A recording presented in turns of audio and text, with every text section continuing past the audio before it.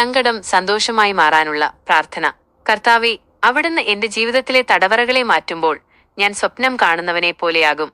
അപ്പോൾ എന്റെ വായ ചിരികൊണ്ടും നാവ് ആർപ്പവിളികൊണ്ടും നിറയട്ടെ. യഹോവ ഇവർക്കായി വലിയ കാര്യങ്ങൾ ചെയ്തിരിക്കുന്നു എന്ന് ലോകം പറയട്ടെ. അവിടുന്ന് എനിക്കായി വലിയ കാര്യങ്ങൾ ചെയ്തിരിക്കുന്നു, അതിൽ ഞാൻ സന്തോഷിക്കുന്നു. കർത്താവേ, അരുവികളിൽ വെള്ളം നിറയുന്നത് പോലെ എന്റെ ജീവിതത്തിലെ ശൂന്യതകളെ അനുഗ്രഹങ്ങളാൽ നിറയ്ക്കണമേ. കണ്ണുനീരോടെ വിതയ്ക്കുന്നവർക്കായുള്ള പ്രാർത്ഥന. കണ്ണുനീരോടെ വിതയ്ക്കുന്നവൻ ആർപ്പോടെ കൊയ്യട്ടെ. വിത്തുമായി കരഞ്ഞുകൊണ്ട് പുറപ്പെടുന്നവൻ കറ്റ് ചുമന്നുകൊണ്ട് സന്തോഷത്തോടെ മടങ്ങിവരട്ടെ. കഠിനാധ്വാനം ചെയ്യുന്നവരുടെ കണ്ണുനീർ അവിടുന്ന് കാണണമേ. അവരുടെ പ്രയത്നങ്ങൾക്ക് ഉചിതമായ പ്രതിഫലം നൽകി അവരെ ആശ്വസിപ്പിക്കണമേ. എന്റെ കഷ്ടപ്പാടുകൾ സന്തോഷകരമായ ഫലങ്ങളായി മാറാൻ കൃപ നൽകണമേ. ദൈവത്തിന്റെ കരുതലായുള്ള പ്രാർത്ഥന. യഹോവ വീട് പണിയുന്നില്ലെങ്കിൽ പണിയുന്നവർ വൃഥാ അധ്വാനിക്കുന്നു. യഹോവ നഗരം കാക്കുന്നില്ലെങ്കിൽ കാവൽക്കാരൻ വൃഥാ ജാഗരിക്കുന്നു. അതികാലത്ത് എഴുന്നേൽക്കുന്നതും വൈകിക്കിടക്കുന്നതും കഷ്ടപ്പെട്ട് ഉപജീവിക്കുന്നതും വ്യർത്ഥമാകുന്നു. അവിടുന്ന് തന്റെ പ്രിയപ്പെട്ടവർക്ക് ഉറക്കത്തിൽ തന്നെ നന്മകൾ നൽകുന്നു. എന്റെ സകല പ്രവൃത്തികളിലും അങ്ങയുടെ അനുഗ്രഹവും കാവലുമുണ്ടാകണമേ. കുടുംബത്തിന്റെ അനുഗ്രഹത്തിനായുള്ള പ്രാർത്ഥന. മക്കൾ യഹോവ നൽകുന്ന അവകാശവും ഗർഭഫലം അവിടുന്ന് നൽകുന്ന പ്രതിഫലവുമാകുന്നു. യൗവനത്തിലെ മക്കൾ വീരന്റെ കൈയിലെ അസ്ത്രങ്ങൾ പോലെയാകുന്നു. അവയെക്കൊണ്ട് തന്റെ അമ്പുക്കൂട് നിറയ്ക്കുന്ന മനുഷ്യൻ ഭാഗ്യവാൻ.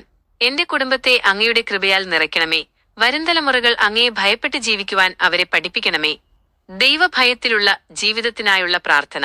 യഹോവയെ ഭയപ്പെടുകയും അവിടുത്തെ വഴികളിൽ നടക്കുകയും ചെയ്യുന്ന ഏവനും ഭാഗ്യവാൻ. നിന്റെ കൈകളുടെ പ്രയത്നം നീ തിന്നും, നീ ഭാഗ്യവാനും നിനക്ക് നന്മയുമായിരിക്കും. നിന്റെ വീടിന്റെ ഉള്ളിൽ നിന്റെ ഭാര്യ ഫലപ്രദമായ മുന്തിരിവള്ളി പോലെയും നിന്റെ മക്കൾ മേശയ്ക്ക് ചുറ്റും ഒലിവ് തൈകൾ പോലെയും ഇരിക്കും. യഹോവയെ ഭയപ്പെടുന്ന മനുഷ്യൻ ഇപ്രകാരം അനുഗ്രഹിക്കപ്പെടട്ടെ. ദീർഘായുസ്സിനായുള്ള പ്രാർത്ഥന. കർത്താവെ, അങ്ങയുടെ സന്നിധിയിൽ നിന്ന് എന്നെ അനുഗ്രഹിക്കണമേ. ജീവനുള്ള കാലമത്രയും അങ്ങയുടെ നന്മകൾ കാണുവാൻ എനിക്കിടയാക്കണമേ. എന്റെ മക്കളുടെ മക്കളെ കാണുവാനും എന്റെ കുടുംബത്തിൽ സമാധാനം നിലനിൽക്കുവാനും കൃപ ചെയ്യണമേ.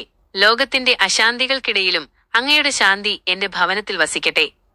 കഷ്ടതകളിലെ വിടുതലിനായുള്ള പ്രാർത്ഥന. എന്റെ ബാല്യം മുതൽ ശത്രുക്കൾ എന്നെ പീഡിപ്പിച്ചു, എങ്കിലും അവർ എന്നെ ജയിച്ചില്ല. ഉഴവുകാർ എന്റെ പുറത്തുഴുതു, അവർ ഉഴവുചാലുകളെ നീളമുള്ളതാക്കി. എന്നാൽ നീതിമാനായ യഹോവ ദുഷ്ടന്മാരുടെ കയറുകളെ അറുത്തുകളഞ്ഞു. എന്നെ വെറുക്കുന്നവർ ലജ്ജിച്ചു പിന്മാറട്ടെ. വളരും മുൻപേ ഉണങ്ങിപ്പോകുന്ന പുല്ലുപോലെ അവർ ആയിത്തീരട്ടെ. പാപമോചനത്തിനായുള്ള പ്രാർത്ഥന. കർത്താവെ, അഗാധങ്ങളിൽ നിന്ന് ഞാൻ അങ്ങയെ വിളിച്ചപേക്ഷിക്കുന്നു. കർത്താവെ, എന്റെ ശബ്ദം കേൾക്കണമേ.